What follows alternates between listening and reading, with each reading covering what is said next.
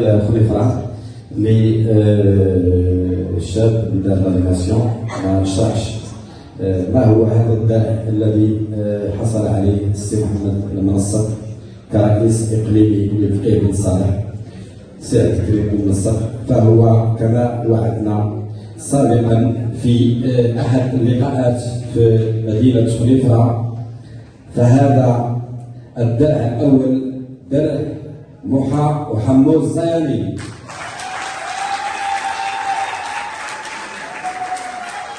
هذا الدرع يحمل درع محا وحمو الزياني، والدرع الاول الذي تسلمه المنظمه الى السيد رئيس، وهنيئا لك بدرع محا وحمو الزياني المقاوم المغربي الشريس الذي نكون له كل التقدير والاحترام.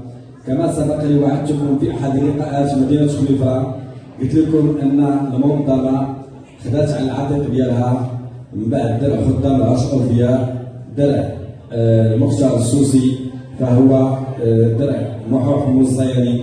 فهذه النسخه الاولى نسلمها الى السيد الكريم المنصر.